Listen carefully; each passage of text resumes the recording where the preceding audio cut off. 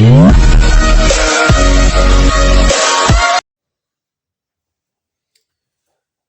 बच्चों, good evening to all of you. Radhe Radhe. हम लोग का फर्स्ट चैप्टर खत्म हुआ, द लिविंग वर्ड। तो चैप्टर खत्म होने के बाद हमने कहा था कुछ क्वेश्चंस कराएंगे। तो हम लोगों ने क्वेश्चन लिया है। हमारे एग्जाम के पॉइंट ऑफ व्यू से जो भी क्वेश्चंस ये हैं बेहद इंपॉर्टेंट हैं। हम आउट ऑफ एनसीईआरटी क्वेश्चन नहीं कराएंगे। जो भी क्वेश्चंस हैं सारे कहाँ से होंगे, हमारी एनसीईआरटी के बुक से होंगे। तो हमारे नीट के एग्जाम के लिए ये सब बहुत ही इंपॉर्टेंट क्वेश्चंस हैं। तो हम लोग देखते हैं पहला क्वेश्चन क्या है।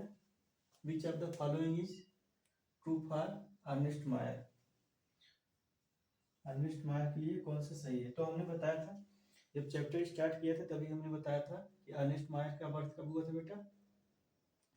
कैप्टन जनवरी में हुआ था 1904 में, 1904 में। उनका डेथ कब हुआ था 2004 में। और हमने ये भी बताया था कि इन्हें 100 महान साइंटिस्टों में से एक माना गया हमेशा के लिए। कार्ल द फर्स्ट ऑप्शन है Karl the Darwin of 20th century. इन्हें 20वीं सदी का डार्विन कहा गया। हाँ, ये हमने जब पढ़ाया था तभी बताया था कि इन्हें 20वीं सदी का डार्विन कहा गया। इन्हें 20वीं सदी का डार्विन क्यों कहा गया। इन्होंने हार्वर्ड यूनिवर्सिटी को ज्वाइन किया था एक इवोल्यूशनरी बायोलॉजिस्ट के तौर पे, इसलिए इन्हें उस समय 20वीं सदी का डार्विन कहा गया। और इन्होंने दिया था बायोलॉजिकल स्पीसीज की करंटली एक्सेप्टेड डिफिनीशन भी इन्होंने दी थी। Called the triple crown of biology. इन्हें ट्रिपल क्राउन ऑफ बायोलॉजी भी कहा गया क्योंकि इन्हें 3 प्राइजेस दिए गए। तीनों प्राइज के नाम क्या थे बेटा। एक था बाल्जन प्राइज जो 1983 में दिया गया, 1983 में। यहीं पे लिख दें, हमने बताया था 1983 में बाल्जन प्राइज दिया गया। 1983 में बाल्जन प्राइज दिया गया। 1994 में इंटरनेशनल प्राइज फॉर बायोलॉजी दिया गया। और 1999 में क्या दिया गया, क्रेफोर्ड प्राइज दिया गया था। तो हमने आपको उसी समय बता दिया था। तो हमारा इसमें कौन सा ऑप्शन सही होगा, ऑप्शन नंबर 4, क्योंकि सारे ऑप्शन सही हैं। तो फोर्थ क्या है, आल। तो हमारा हो जाएगा आल। नेक्स्ट क्वेश्चन है बर्डिंग इज प्रेजेंट इन। इसमें पूछ रहा है बर्डिंग किस में प्रेजेंट है। Planaria, amoeba, yeast and hydra, आल।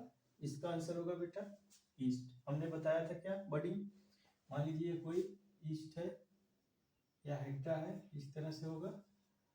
फिर इसमें क्या होगा, इस तरह से थोड़ा सा आगे बढ़ जाता है, फिर यहाँ से ये निकल जाता है और इससे पूरी बॉडी तैयार हो जाती है, पूरा ऑर्गेनिज्म।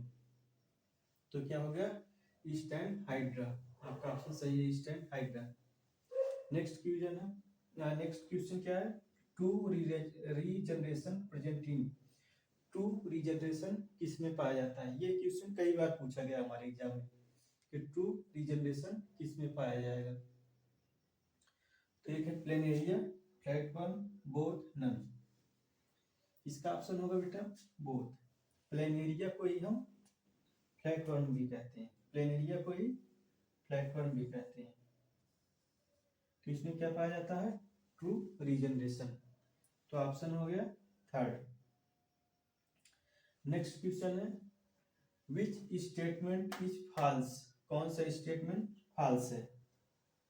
तो हम लोग देखते हैं, increase in mass and increase in number of individuals are twin. ये लिखा है, क्या लिखा है, ट्विन कैरेक्टर ऑफ ग्रोथ। हमने आपको जब पढ़ाया था तभी बताया था कि ग्रोथ के 2 कैरेक्टर हैं, मास का बढ़ना और नंबर का बढ़ना। हमने किस तरह से बताया था बेटा, जब पढ़ाया था तभी हमने बताया, मान लीजिए ये कोई पौधा है, मान लो 1 ईयर का है, तो इस तरह से आफ्टर 2nd ईयर ये बढ़ के इतना हो गया। तो यहाँ पे क्या हो रहा है, मास बढ़ रहा है। और हमने क्या बताया था, एक अमीबा से जब 2 अमीबा बन जाएंगे तो यहाँ क्या हो गया, नंबर बढ़ गया, यहाँ पे मास। ये दोनों किसके कैरेक्टर है बेटा, ग्रोथ के। तो ये हमारा सही है, लेकिन हमारा क्वेश्चन क्या है, कौन सा फॉल्स स्टेटमेंट है। Which is false statement.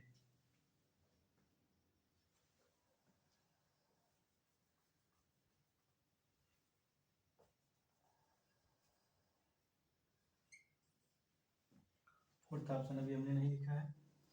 Plant grow throughout the life. तो हमने बताया था कि प्लांट में grow throughout the life होता है, जिसे हम लोग कहते हैं इनडिटर्मिनेट ग्रोथ। तो ये भी सही हो गया। In majority of higher animals and plants growth and reproduction are mutually exclusive events. इसका क्या मतलब है, हमने बताया था कि जो हायर, यहाँ हायर वर्ड हमने उस समय भी बताया था, हायर जो मेजॉरिटी ऑफ हायर प्लांट और एनिमल्स होते हैं बेटा, उसमें ग्रोथ और रिप्रोडक्शन म्यूचुअली एक्सक्लूसिव इवेंट्स होते हैं, मतलब दोनों एक साथ नहीं होते हैं। तो इसका लास्ट ऑप्शन है नन। तो इसका कौन सा ऑप्शन सही होगा बेटा, नन, क्योंकि ये तीनों ऑप्शंस सही हैं। और यहाँ पूछा क्या है, फॉल्स के लिए। ठीक, एक बार आप लोग क्वेश्चन देख लीजिए, फिर हम लोग नेक्स्ट क्वेश्चन लेंगे।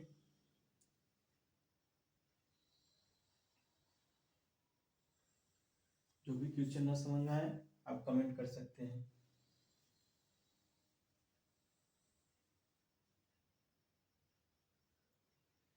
ठीक है, साफ कर दें। नेक्स्ट क्वेश्चन हम लोग लेते हैं, देख लीजिए आप लोग।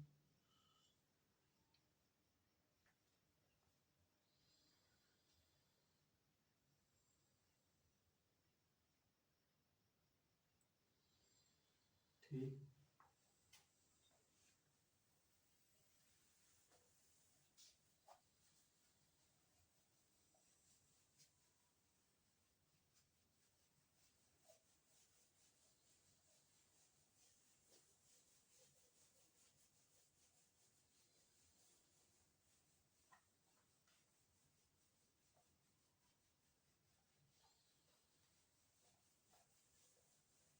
नेक्स्ट क्वेश्चन है,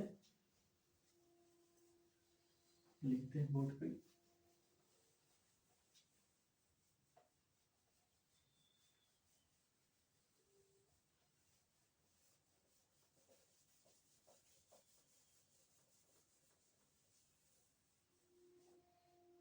हमारा नेक्स्ट क्वेश्चन है बेटा,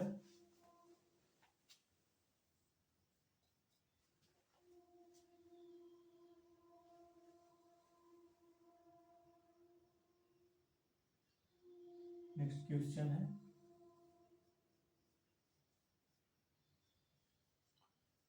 विच of the following have multiply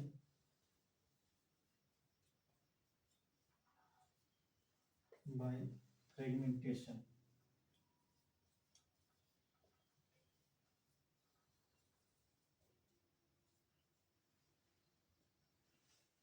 question है विच ऑफ द फॉलोइंग है multiply by fragmentation. Option first, second,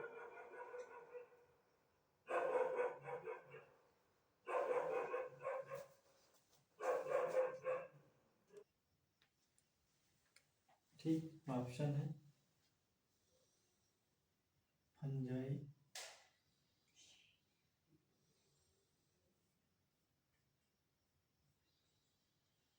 filamentous,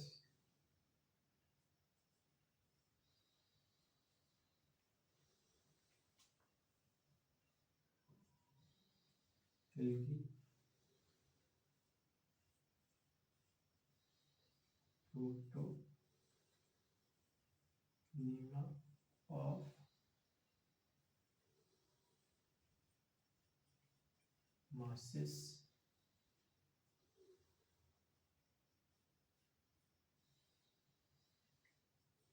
with all। हमारे एनसीईआरटी का एक क्वेश्चन बेटा इसमें दिया है कि किसमें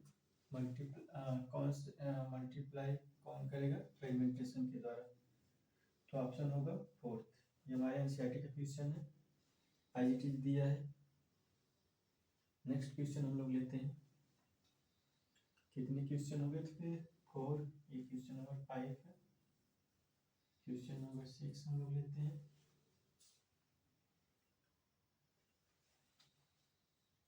क्वेश्चन है which of the following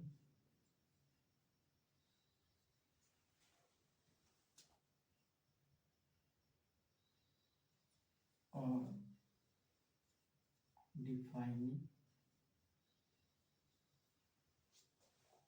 features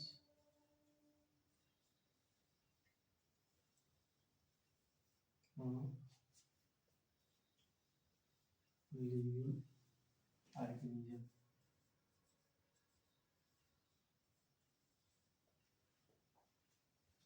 इसमें कई क्वेश्चंस बन सकते हैं, इसके कई क्वेश्चंस बन सकते हैं इसमें। अब हम लोग बात करते हैं। ऑप्शन फर्स्ट है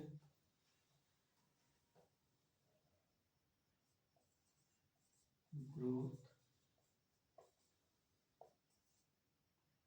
सेकेंड है reproduction,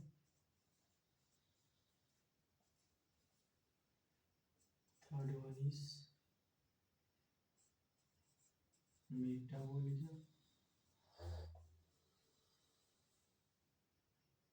fourth one is all. तो हमने पहले ही बताया था बेटा, ग्रोथ और रिप्रोडक्शन को नॉन डिफाइनिंग प्रॉपर्टी बताया गया, मेटाबॉलिज्म सेलुलर ऑर्गेनाइजेशन कॉन्शसनेस को डिफाइनिंग प्रॉपर्टी बताया गया। तो इसका ऑप्शन क्या हो जाएगा? ऑप्शन होगा थर्ड। अब इसमें और क्वेश्चन कराएंगे। ऊपर का हो गया। अब हम लोग एक नया क्वेश्चन लेते हैं बेटा, ऊपर का साफ कर दे रहे हैं, देख लीजिए।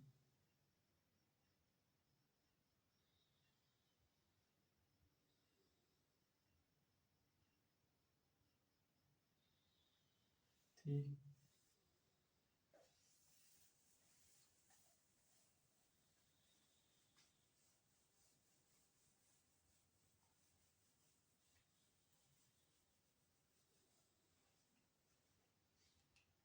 नेक्स्ट क्वेश्चन हम लोग लेते हैं। फिर क्वेश्चन यही रहेगा हमारा, क्वेश्चन हमारा यही रहेगा।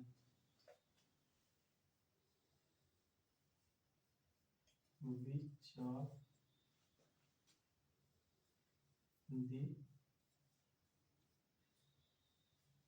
following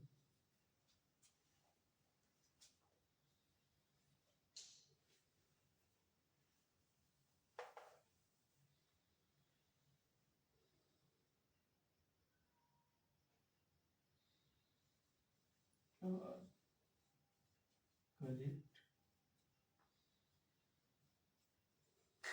are defining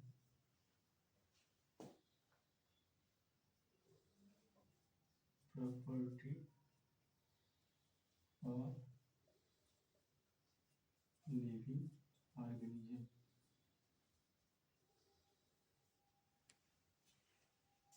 ठीक, क्वेश्चन यही रहेगा यहाँ पे, इसको भी साफ कर देते हैं।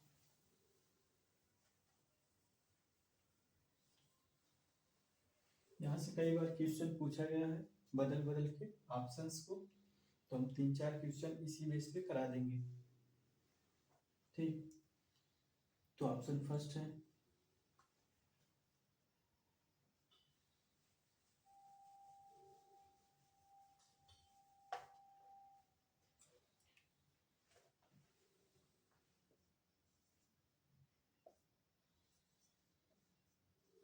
Metabolism,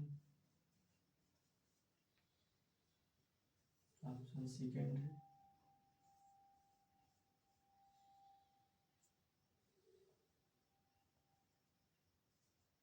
cellular organisation,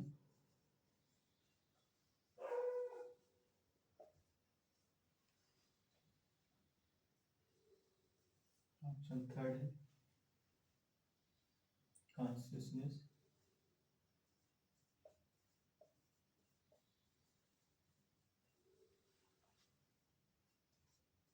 option four power. तो हमने जब पढ़ाया था तभी बताया था बेटा कि इन सबको क्या कहा जाता है, defining feature, metabolism, cellular organisation, consciousness. ठीक, अब इसी में देखिए इसका हो जाएगा आल, इसका होगा आल। अब यहीं पे ये क्वेश्चन बदल जाएगा, अभी हम लोग सेम क्वेश्चन है, ठीक, ऑप्शन बदलने पे ये इसका आंसर जो है चेंज हो जाएगा।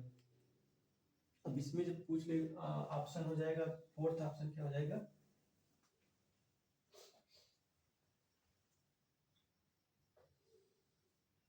नन, यहाँ पे नन हो गया।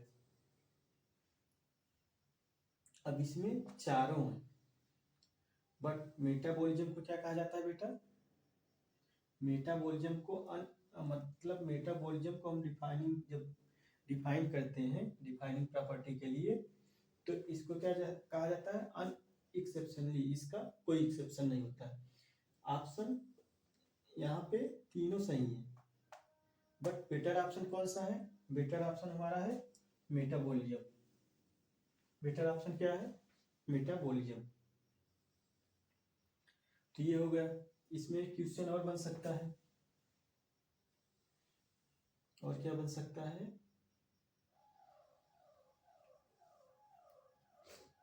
which of the following are correct for defining property of living organism।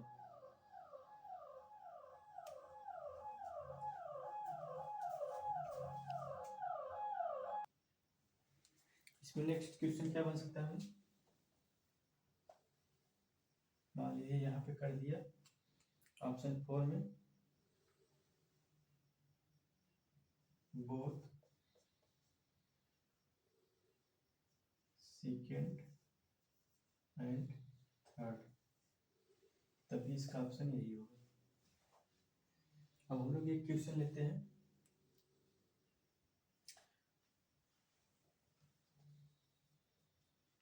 Question है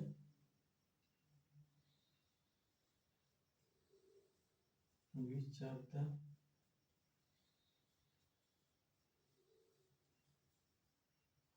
following is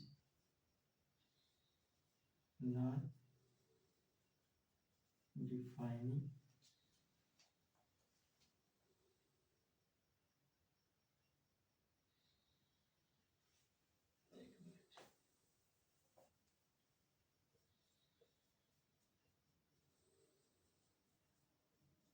property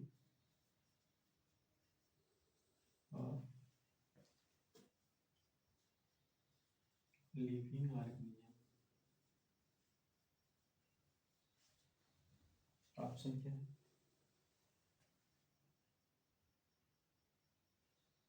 question number कौन सा था, यहाँ पर हमने कई क्वेश्चन करा दिए, तो क्वेश्चन जो भी हो आप देख लीजिएगा। ऑप्शन फर्स्ट क्या है,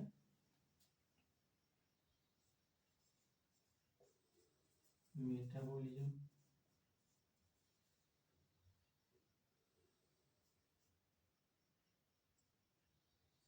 सेकंड क्या है,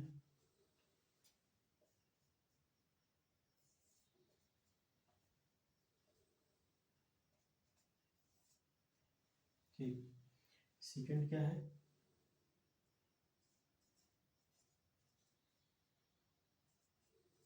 कॉन्शियसनेस,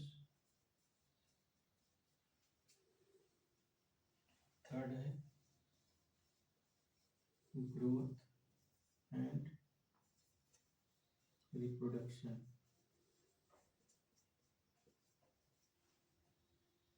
फोर्थ है नन। यहाँ ऑल भी लिख सकते हैं या कोई अदर ऑप्शन कर देंगे। तो इसमें पूछा विच of the following non defining property of living organism. Living organism कौन सा नॉन डिफाइनिंग प्रॉपर्टी होगा? तो इसका हमने बताया था ग्रोथ और रिप्रोडक्शन के क्या कहा जाता है बेटा? ग्रोथ और रिप्रोडक्शन को नॉन डिफाइनिंग कहा जाता है।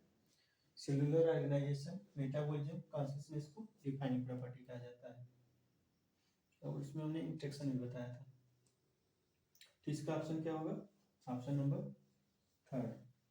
ये फर्स्ट ऑप्शन है, सेकंड है, थर्ड, ये फोर्थ। ठीक, तो यहाँ तक देख लीजिए बेटा। इसके बाद हम एक और क्वेश्चन लेंगे, उसके बाद नेक्स्ट लेक्चर में हम लोग 10 से 15 क्वेश्चन कर लेंगे और हमारा चैप्टर पूरी तरह से फिनिश हो जाएगा। फिर हम लोग स्टार्ट करेंगे बायोलॉजिकल क्लासिफिकेशन। ठीक, एक मिनट देख लीजिए आप लोग।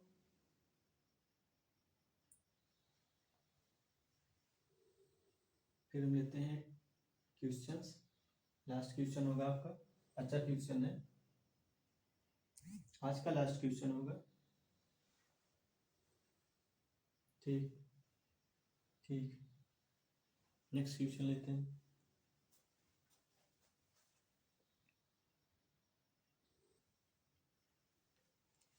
तो बेटा हमारा लास्ट क्वेश्चन है आज का, विच of the following is incorrect. कौन सा इनकरेक्ट है? 4 ऑप्शंस दिए हैं, इसमें हमें देखना है कौन सा इनकरेक्ट है। फर्स्ट ऑप्शन है unicellular organism like bacteria unicellular algae, जैसे कि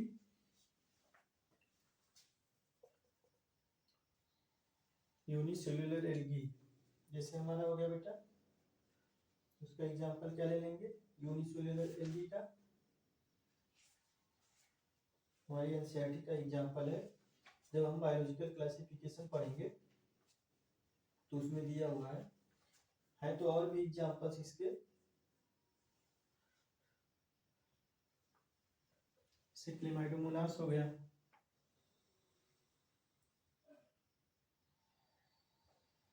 ठीक, क्वेश्चन है which of the following is incorrect. Unicellular organism like bacteria unicellular algae और amoeba reproduction is synonyms with growth. इसका मतलब क्या है? हमने बताया था कि जो यूनिसेलुलर ऑर्गेनिज्म होते हैं बेटा, उसमें क्या होता है? ग्रोथ और रिप्रोडक्शन साथ साथ होते हैं। हमने बताया था कि जैसे कोई एक अमीबा हो गया, ठीक, यहाँ नीचे ले लेते हैं। हमने बताया था जैसे ये कोई एक अमीबा हो गया, एक अमीबा से 2 अमीबा बन गया। ठीक, तो यहाँ क्या है बेटा? 1 से 2 बन रहे हैं, लेकिन यहाँ पे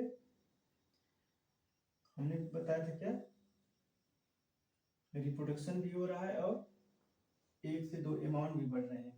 तो ये क्या है? दोनों साथ साथ हो रहे हैं। ये किस में होता है? जैसे बैक्टीरिया हो गया, यूनिसेलुलर एल्गी हो गया और amoeba. Synonyms with growth, growth और रिप्रोडक्शन साथ साथ होते हैं। हमने बताया था कि एक अमीबा से 2 अमीबा बन गए, अमाउंट भी डबल हो गया और ये रिप्रोडक्शन भी हो गया। नेक्स्ट क्या है? Self consciousness present in human. बेटा जो कॉन्शसनेस की प्रॉपर्टी हमने बताई थी वो सभी लिविंग ऑर्गेनिज्म में होगा, लेकिन जो सेल्फ कॉन्शसनेस की प्रॉपर्टी हमने बताई थी किसमें बताई थी? ह्यूमन बीइंग में। स्वचेतना, सेल्फ कॉन्शसनेस किसमें पाया जाता है? ह्यूमन बीइंग में। हमने आपको बताया था जब हमने चैप्टर स्टार्ट किया था फर्स्ट लेक्चर में, तो बताया था सेल्फ कॉन्शसनेस के बारे में। ठीक, सेल्फ कॉन्शसनेस का मतलब हमने बताया था स्वचेतना, मतलब जैसे ये मार्कर है, जैसे हमारे आँख के पास जाएगी हमारा आँख क्या होगा? बंद हो जाएगा अपने आप। ठीक, क्या हो गया? Self consciousness. Emergent property is present in higher level of organisation. Emergent property हमने क्या बताया था? जैसे बताया था सेल से टिश्यू का बनना, टिश्यू से ऑर्गन, ऑर्गन से ऑर्गेनिज्म।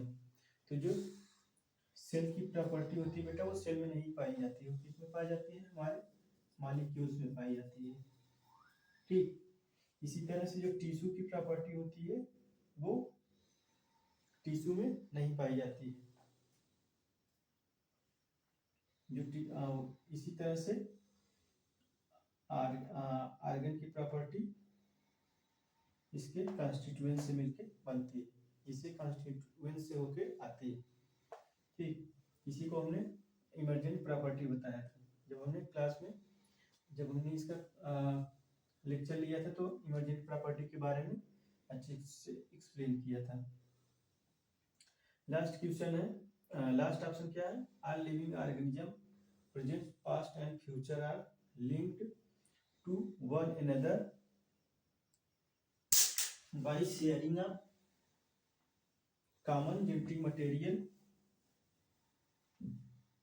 and same degree।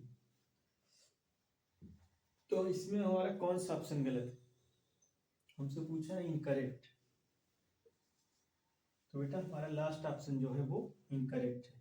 कैसे, ये जहां पे सेम डिग्री है यहाँ पे होता है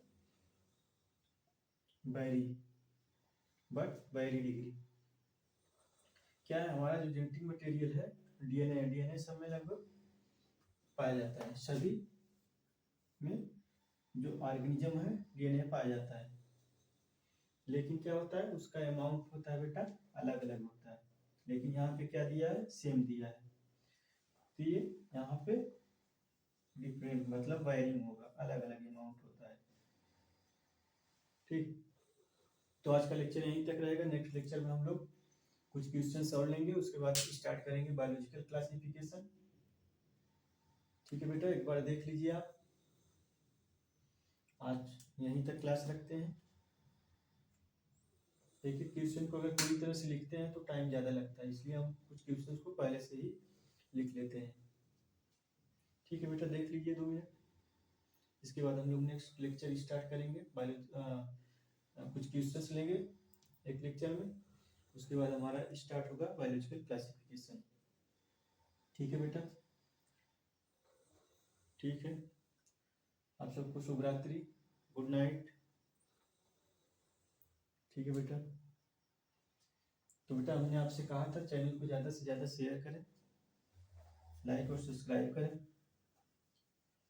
और जो भी क्वेश्चंस ना समझ में आए या जो भी टॉपिक में जो भी चीज़ें ना समझ में आए आप कमेंट कर सकते हैं, हम उसे अच्छे से एक्सप्लेन करेंगे, या पर्सनली आप कमेंट करेंगे तब भी हम आपको बता देंगे। ठीक है बेटा, good night to all of you.